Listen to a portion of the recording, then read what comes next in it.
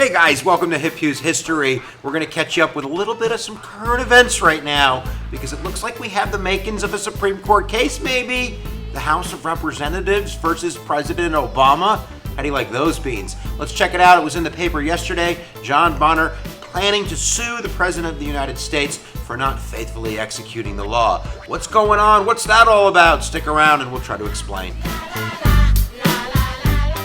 All right, you heard it correctly. John Boehner is planning on trying to sue the President of the United States through a little kind of known group. It's a standing group that's in the House of Representatives, and it's called the Bipartisan Legal Advisory Group, and it's made up of 5 chums. And those 5 chums are going to be the Speaker of the House, John Boehner, the House Majority Leader, the House Whip, the House Minority Leader, and the House Minority Whip. So that would make it 3-2 as a Republican advantage. So they definitely have the votes to vote to move this forward.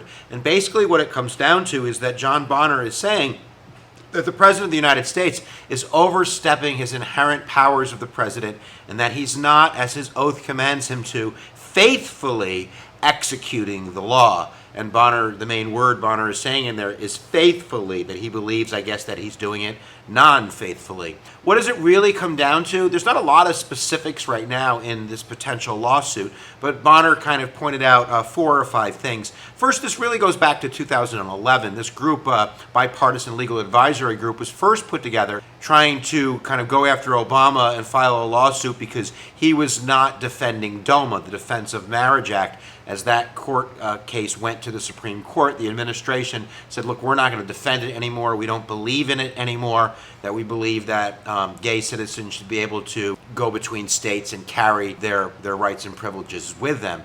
And Boehner basically said, no, you have to defend it. It's the law. And they spent about $2.3 million, tax-funded dollars, in this advisory group kind of talking about what to do, and they ended up not doing anything. Now he wants to put it back together. Specifically, he's pointing out the idea that Obama has halted deportations of illegal immigrants who came to the United States illegally as children. He also has extended family and medical leave benefits to gay citizens. He's raised the minimum wage for federal contractors, as well as banned discrimination against gay citizens in federal contracts. Not to mention,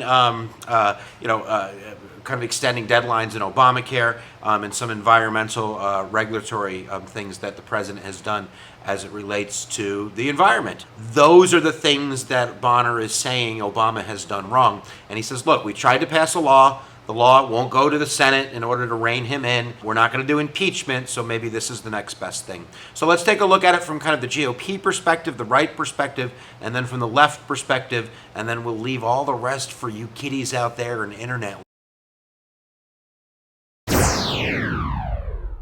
All right, and Boehner kind of points this out when he talks about the issue, that there's always been this pull between presidential inherent power and congressional inherent power. You can go back and we can look at every single president and kind of look at that struggle, whether you're looking at a classic legislative struggle like LBJ and the Gulf of Tonkin Resolution, and then going to the War Powers Act that was passed over the veto of Richard Nixon, or we're talking more about kind of quiet struggles of power. Maybe we're talking about Bill Clinton and the House Republicans under Gingrich, or Reagan, Iran-Contra. Pretty much every president has had this struggle. And what Boehner says, which is different about this one, is that the president is doing it not faithfully, like I said before. That look, this is the Congress as an entity has to stand up for itself, and that if this president is violating the law and violating the Constitution, if we don't stand up for the Constitution, who is going to stand up for the Constitution? The Democrats on the other side, or progressives, would point out and say that's hogwash. This has always gone on, and that really you're not doing anything. You can't pass any laws because if you do, they don't get passed in the Senate. They're not going to get signed by the president. So considering you have midterm elections coming up and you're really not doing anything, this is just kind of political smoke and mirrors. It looks like you're doing something. You're ginning up your base. You're just getting the people that hate Obama excited that you're doing something instead of solving real problems. When it comes down to actually like the legality of this case, number one, even if it did go through, it probably wouldn't get decided until after Obama's presidency. So in terms of pragmatism, in terms of this being the mechanism to stop King Obama, if you believe that, that's not really going to be the key. But in order to do it, two things have to happen. Number one, you have to prove that nobody else has standing, that there's nobody else that's getting hurt by these actions that can bring a lawsuit. Because if they can bring a lawsuit, then Congress, you don't have standing. Individual members of Congress don't have standing. So in order to act as a unit, as a legislative body, you have to prove that nobody else has standing. I mean, the argument's been made that most of the executive actions are benevolent, meaning they help people, they don't hurt people. So you're not going to get a person who was going to get kicked out of the country, and now Obama's saying you don't have to get kicked out because you were brought here when you were 2 years old. They're not going to sue him. So that means that the House of Reps is really the only one in their eyes that can do this. And number two, you have to prove that you have no other course of action, that this is, in a sense, the last thing as a legislative body that you can do. And certainly Republicans are going to make that argument. The argument on the other side is there's plenty that you could do. You could work with the Senate to pass legislation in a more compromising manner. You could impeach the guy. If you want to go up against him, there's a constitutional mechanism to do that. It's called impeachment. And if you want to do that, you should do that. And that you shouldn't be using this parlor trick when there's other tricks up your sleeve. But that's where we are right now. So now you know the very basics about the possible lawsuit against President Obama.